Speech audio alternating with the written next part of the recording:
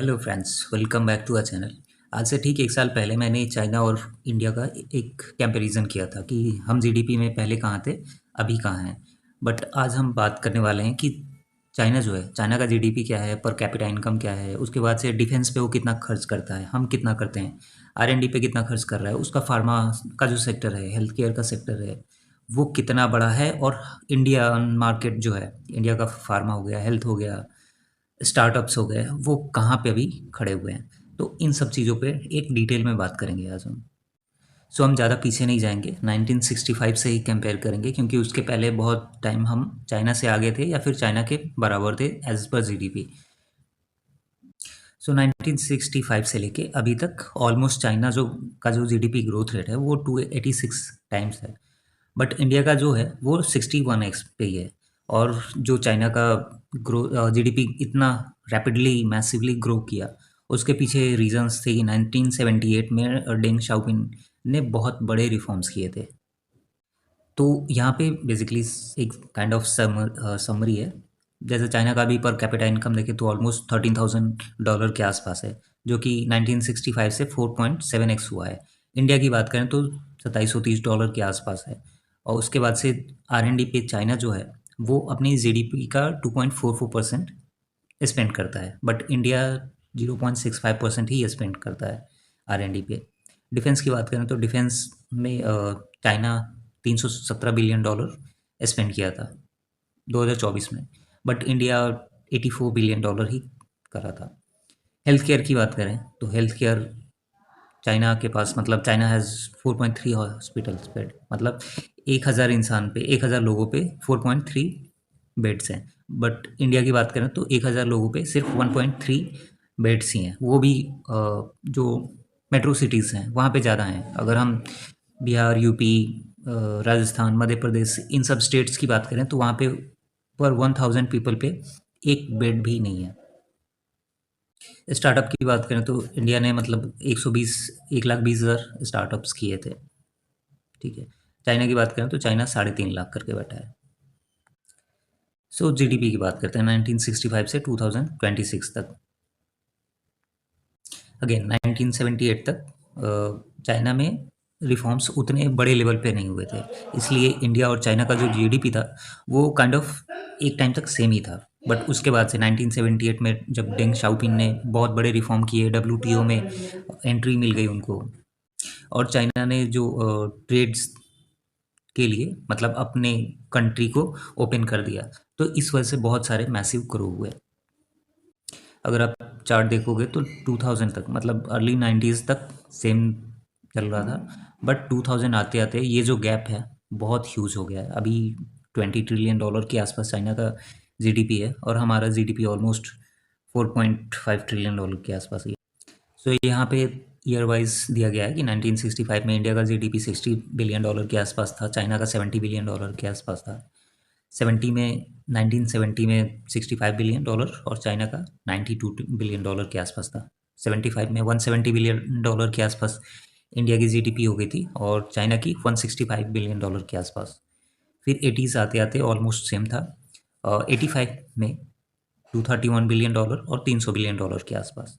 फिर 90s में भी ऑलमोस्ट देखें तो ज़्यादा गैप नहीं है, बट 1995 से 1995 में देखो ये कि बहुत ह्यूज डिफरेंस, ऑलमोस्ट 2x हो गया था चाइना और इंडिया के बीच जो डिफरेंसेस थे। वो इसलिए हुआ क्योंकि जो वर्ल्ड ट्रेड ऑर्गेनाइजेशन में चाइना को इजीली एंट्री मिल गई थी, तो इस रीज़न से।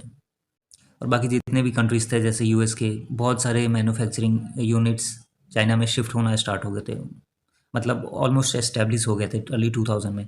इसके पहले एक नैन्सी पेलोसी का बहुत पहले का वीडियो है जो पार्लियामेंट में वो देती हैं,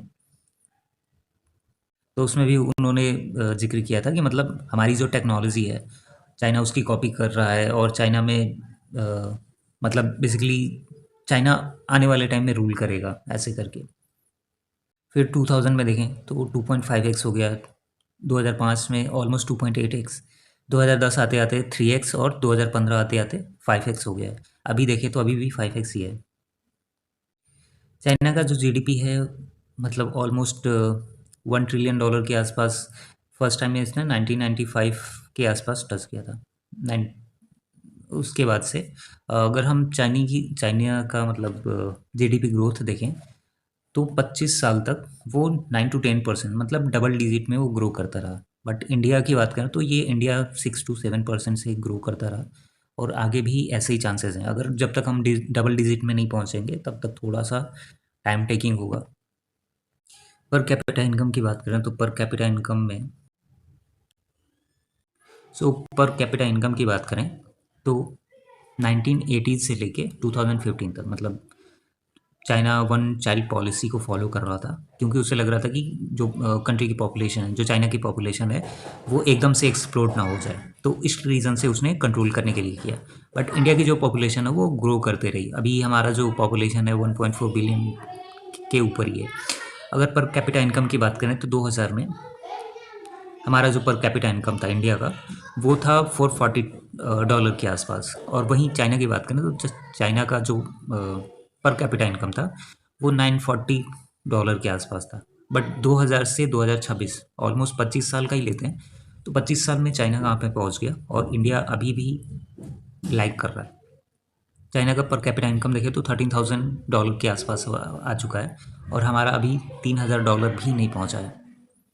80s की बात करें तो 80s में $271 पर कैपिटा था हमारा इंडिया का, चाइना का $194 था। 90s आते आते 90s में भी स्टिल $375 पर कैपिटा इनकम हमारा था और चाइना का 314 था।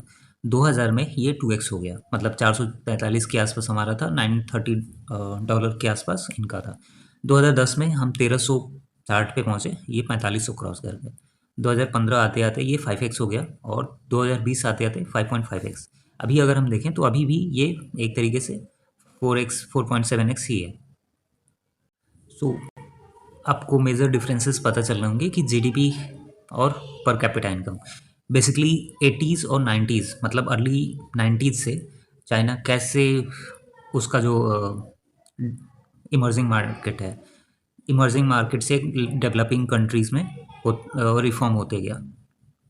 सो अभी हमने दो चीज़ कवर की, एक जीडीपी और एक पर कैपिटा इनकम। अभी बात करते हैं कि जो गवर्नमेंट है, चाइना गवर्नमेंट है और जो इंडियन गवर्नमेंट है, वो अपने बजट पे कितना स्पेंड करते हैं। ठीक है, सो इंडिया का जो बजट है वो $560 बिलियन का है और वहीं चाइना की बात करें तो चाइना का ऑलमोस्ट $4 ट्रिलियन के आसपास है, 3.8 ट्रिलियन का। अगर हम रेवेन्यू रिसीट की बात करें, जो इंडियन गवर्नमेंट टैक्स और बाकी सारी चीज़ों से कलेक्ट करती है, वो $310 बिलियन का है। वहीं चाइना की बात करें तो $2.6 ट्रिलियन का हो जाता है। कैपिटल एक्सपेंडिचर की बात करें तो इंडियन गवर्नमेंट $130 बिलियन स्पेंड करती है, वहीं चाइना की बात करें तो $950 बिलियन का है। फिजिकल डेफिसिट की बात करें तो हमारा जो फिजिकल डेफिसिट है वो परसेंटेज ऑफ जीडीपी 5.1% है, यानी कि जो हमारा फिजिकल डेफिसिट है वो जीडीपी का 5.1% है। अगर चाइना की बात करें तो 3% है। डेट की बात करें तो डेट टू जीडीपी रेशियो जो है वो हमारा आज के टाइम पे 2026 में 86% है और चाइना का 52% है। वही अगर हम टैक्स रेवेन्यू की बात करें इन टर्म्स ऑफ जीडीपी तो 11.7% ऑफ जीडीपी हम टैक्स कलेक्शन से रेवेन्यू जनरेट करते हैं। वहीं चाइना की बात करें तो चाइना 21.4% करता है। इंफ्रास्ट्रक्चर स्पेंडिंग की बात करें तो $75 बिलियन हम स्पेंड करते हैं इंफ्रा पे, चाइना $700 बिलियन करता है। सोशल वेलफेयर की बात करें तो $85 बिलियन हम करते हैं, जैसे फ्रीबीज वगैरह पे। चाइना जो है ये $480 बिलियन के आसपास करता है। एजुकेशन बजट हमारा $22 बिलियन का है, चाइना का $290 बिलियन का है। हेल्थ केयर हमारा $10 बिलियन के आसपास है और चाइना का $165 बिलियन का है। तो इतना ज़्यादा गैप है। और ये अगर हम नंबर्स में ना देख के परसेंटेज में भी देखेंगे तो ह्यूज नंबर है, क्योंकि हमारी जो जीडीपी है वो ऑलमोस्ट 5 ट्रिलियन के नीचे है और इनकी चाइना की जो जीडीपी है वो $5 ट्रिलियन की है, सॉरी 20 ट्रिलियन की, 5x है। सो चाइना का जो टोटल बजट है वो हमारे बजट से 6.8 टाइम्स बिगर है। सो नेक्स्ट आता है बजट प्रायोरिटीज़ में टोटल स्पेंडिंग कितना हो रहा है। ठीक है, सो जो चाइना का डिफेंस बजट है वो 5.5% है उसके जीडीपी का। हमारा जो डिफेंस का बजट है वो जीडीपी का 13.2% है। सो बेसिकली जो हम स्पेंड करते हैं पूरे बजट पे उसका 13% डिफेंस पे जाता है, उसका 5.5% डिफेंस पे जाता है। इंफ्रा पे हमारा जो टोटल स्पेंडिंग उसका 13.4% इंफ्रा पे जाता है। बट चाइना की देखें तो चाइना अपने टोटल स्पेंडिंग का 25% इंफ्रा पे स्पेंड करता है। उसके बाद से हमारा जो एजुकेशन पे स्पेंडिंग है वो 3.9% है, चाइना का 7.6% है। हेल्थ केयर पे बहुत कम है हमारा 1.8%। चाइना की बात करें तो चाइना 4.3% करता है। R&D की बात करें तो सबसे कम है हमारा 0.6%। अगर हम चाइना की बात करें तो 2.44% है। सोशल वेलफेयर की बात करें तो 15.2% के आसपास है। वहीं अगर हम चाइना की बात करें तो चाइना ऑलमोस्ट 12.6% करता है। डेट सर्विसिंग की बात करें तो 20.1% हमारा इंटरेस्ट पेमेंट वगैरह पे चला जाता है। चाइना की बात करें तो 8% के आसपास ही है। सो रिसर्च एंड डेवलपमेंट की बात करें तो R&D 2023 से अभी की बात करें तो ऑलमोस्ट जो हमारा रिसर्च पे स्पेंड होता है वो है ऑलमोस्ट $250 मिलियन के आसपास। वहीं चाइना का देखें तो चाइना का $1.2 बिलियन के आसपास है। इसके बाद से जो पेटेंट ऐप्स होते हैं वो हमारे पास बहुत कम है। चाइना की बात करें तो चाइना का 1500 के आसपास है। सो यहाँ पे R&D की बात करें तो R&D में जो GDP परसेंटेज टर्म में बात करें तो 0.65% हम GDP का R&D पे स्पेंड करते हैं। चाइना की बात करें तो चाइना 2.44% करता है। और R&D अगर हम US I mean percentage term में ना बात करके अमाउंट में बात करें तो $14 बिलियन के आसपास हम स्पेंड करते हैं R&D पे। बट चाइना $440 बिलियन करता है। उसके बाद से जो रिसर्चर्स हैं पर मिलियन पॉपुलेशन पे वो 253 पर्सन है, मतलब रिसर्चर हैं इंडिया में। चाइना की बात की जाए तो 1307 के आसपास आता है। पेटेंट एप्लीकेशन देखें तो हमारे पास जो हमने 2023 से अब तक पेटेंट एप्लीकेशन फाइल किए वो 61,000 के आसपास है। और चाइना का देखें तो 15,90,000 के आसपास है। साइंटिफिक जो पेपर इश्यूज होते हैं बेसिकली पेटेंट के लिए या फिर रिसर्च वगैरह के लिए, तो जो साइंटिफिक पेपर्स एनुअल रिपोर्ट किए जाते हैं या फिर प्रेस उसको रिलीज़ किया जाता है 260,000 के आसपास है, मतलब 2,60,000। और चाइना करता है 7 लाख। नोबेल प्राइज़ की बात करें तो 3 इंडिया के पास भी है, चाइना के पास भी 3 है। यूनिकॉर्न कंपनीज़ की बात करें टेक में तो हमने 100 यूनिकॉर्न टेक कंपनीज़ बनाई हैं, मतलब। और चाइना 312। ग्लोबल इनोवेशन इंडेक्स में हमारा रैंक 39 है, चाइना का 11 पे है। स्टीम ग्रेजुएट एनुअल देखें तो 2.6 मिलियन और चाइना में 5.5 मिलियन। अगर टॉप 10 सुपर कंप्यूटर्स की बात करें तो हमारे पास 0 है, चाइना के पास 2 है।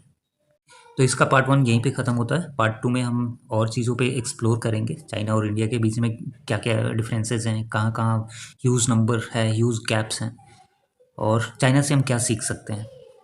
और अभी रिसेंटली मैं नितिन कामत की एक पॉडकास्ट देख रहा था जिसमें मैनकाइंड और डॉक्टर रेड्डी के जो फाउंडर्स हैं वो गए हुए हैं। अभी कल कल की ही बात है, कल ही, मतलब वो वीडियोस यूट्यूब पे अवेलेबल हैं। तो काफ़ी इंटरेस्टिंग है, आप भी देखना। और बहुत आपको एक बहुत अच्छा प्रोस्पेक्टिव मिलेगा हेल्थ से रिलेटेड, और इंडिया चाइना में जो डिफरेंसेस हैं, चाइना क्या बेटर कर रहा है हमसे, हम चाइना से क्या सीख सकते हैं उस चीज़ पे। तो चलो, thank you for watching this video. इस वीडियो को यहीं पे ख़त्म करते हैं, नहीं तो वीडियो बहुत लंबा हो जाएगा और फिर मज़ा नहीं आएगा। तो सेकेंड पार्ट में मिलते हैं फिर।